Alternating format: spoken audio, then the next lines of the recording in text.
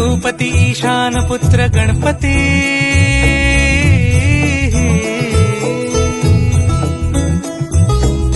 पनी सगम पगम पनी सरि सरि दम पगम गरि सरि निरि नि सरि सरि गरि गम गम पगम पनी गौरी सुत भूपती ईशान पुत्र गणपती एकदंत दयावंत चार भुजधारी